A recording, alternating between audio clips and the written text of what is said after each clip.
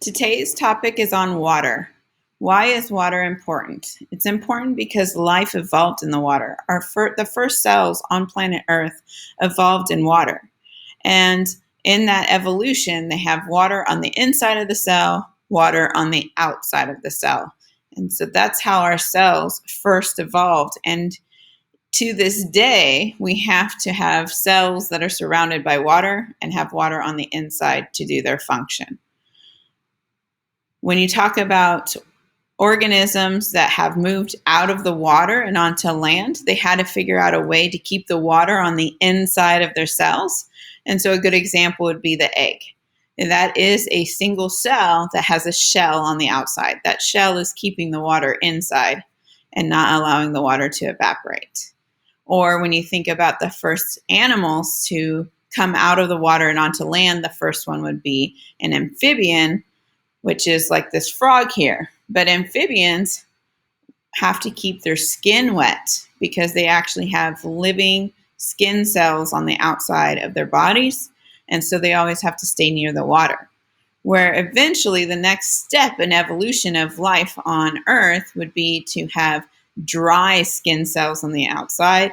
And a very good example would be of reptiles, which have scales that keep the water on the inside, and they have a dry layer of skin on the outside.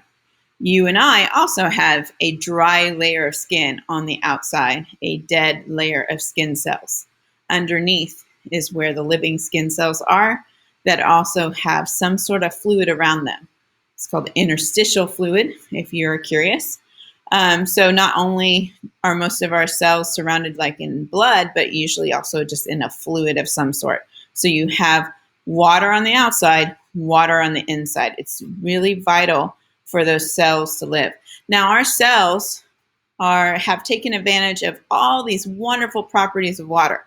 And when I teach chemistry, water is technically a chemical, right? It's a molecule. It's H2O, two hydrogens, one oxygen. And it is the most unusual chemical on planet Earth. It is all by itself. When we talk about chemistry and how different molecules and chemicals work, water is very special. Water is very unique in all of its qualities. And it's actually those qualities that allow life to exist. So first thing, in terms of chemistry of water, you have H2O. So the properties of water here, when we're looking at it, I want to use a different. So when we're looking at the properties of water, first you're going to see that it's polar. Polar just means it has poles. So on the board behind me, kind of hard to see, but like the Earth, you have a North Pole, you have a South Pole. That means that the Earth is polar. It has two sides. Water has two sides. It naturally, when hydrogen and oxygen come together, they form this shape. It has to do with the electrons, which again, you're going to learn in chemistry. So this is this shape of water. A lot of people think it looks like Mickey Mouse if you just draw hydrogen here and hydrogen here, upside down on this picture. And one side is going to have a partial negative charge. That's what that little D delta symbol stands for. So that little D right there is partial negative, partial positive. So it has two sides, a positive side and a negative side. Not fully a full negative or full positive, but a partial one.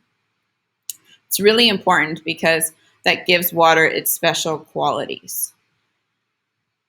And the other thing to know is that means that water dissolves any substance that is also polar. So anything else that is polar is going to dissolve.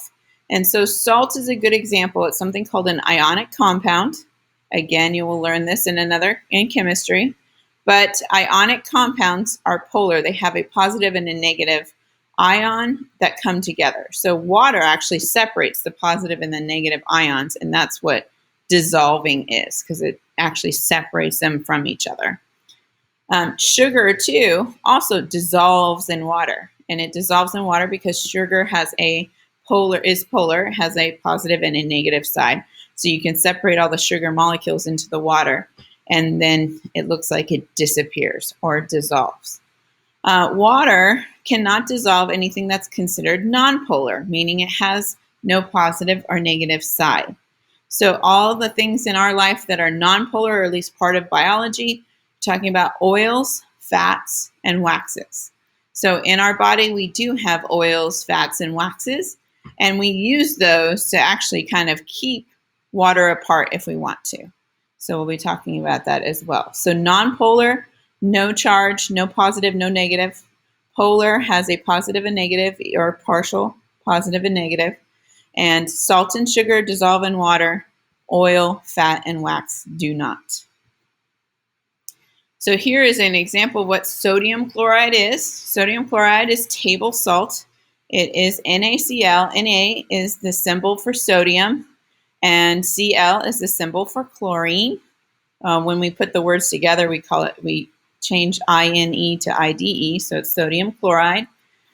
Table salt dissolves in water because the sodium is positive and the chlorine is negative. And so what happens is, this is what a salt crystal looks like when it's solid.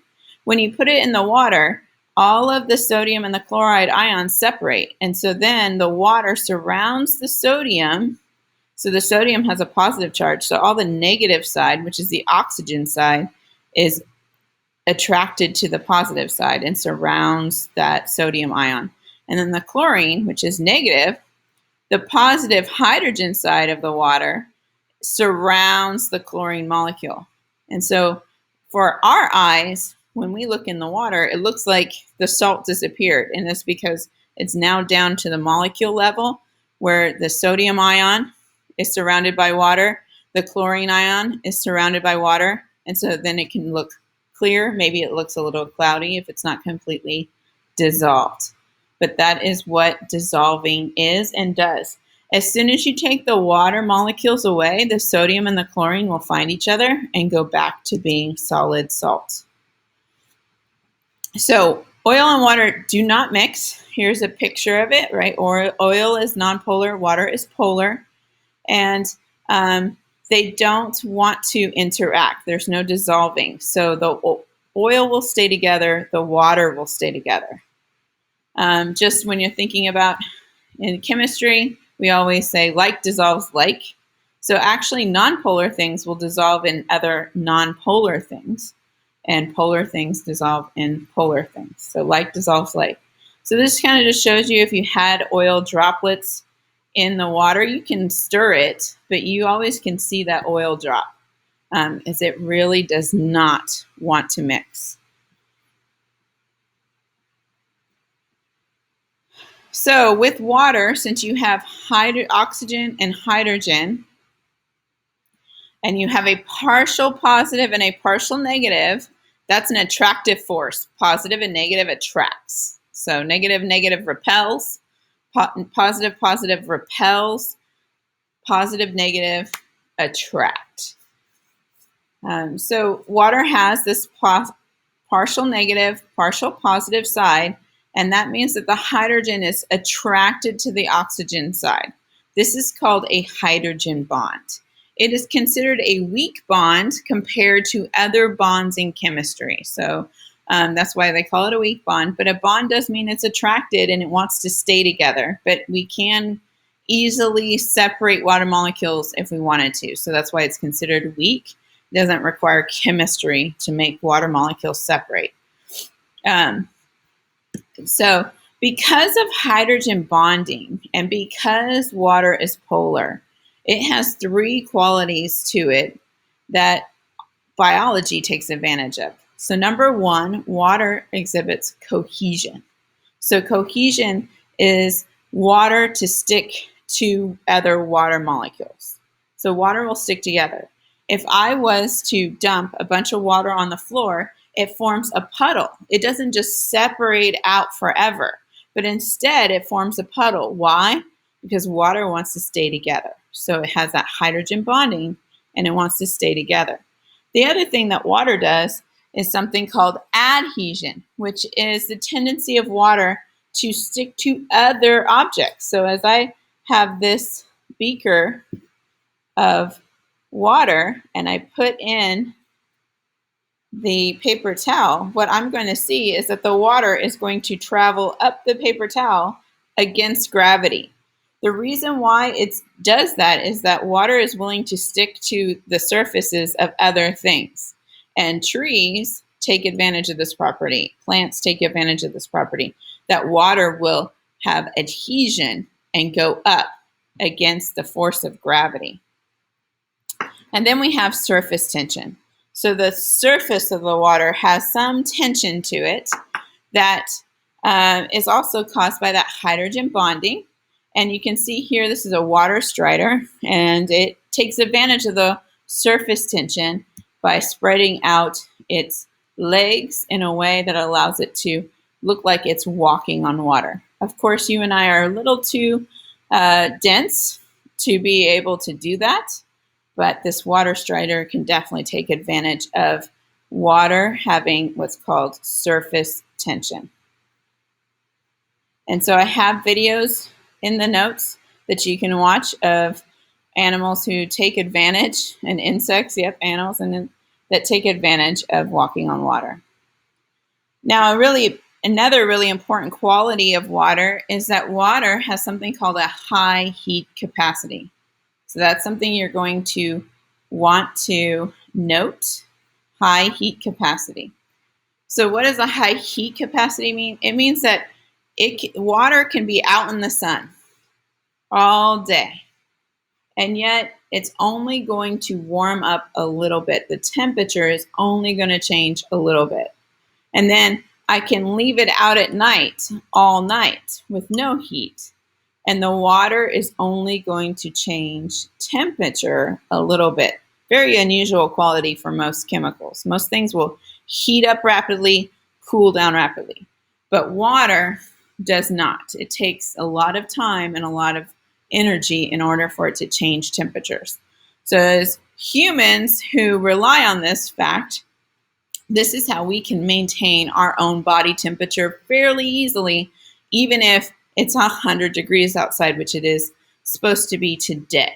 So our bodies can manage that because water, it takes a lot of energy to actually make our water heat up or cool down. And that's really important. Quality of water. Ice. This is another important quality of water. When water freezes, very unusually, ice is less dense than liquid water. So almost all other substances, when they freeze, the molecules come together and pack more closely together, so they become more dense, and then the solid would sink in its own liquid. That's the way it's supposed to work.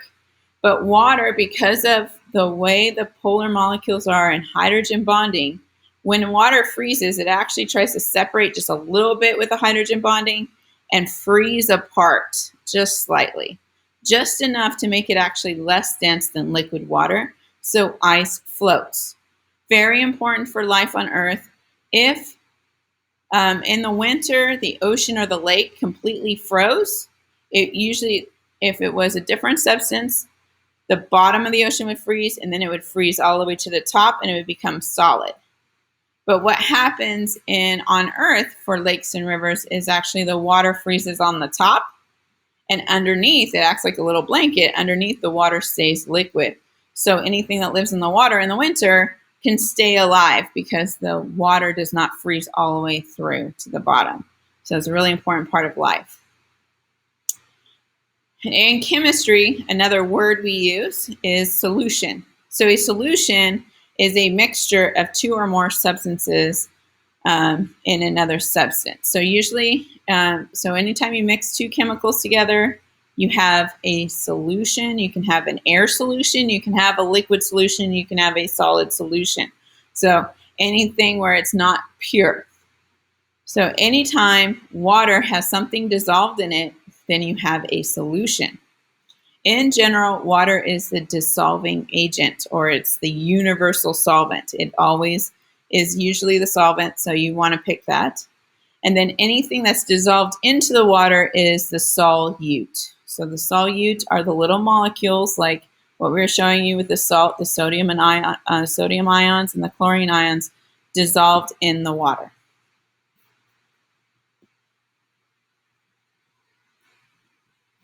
And we are going to stop this lecture here.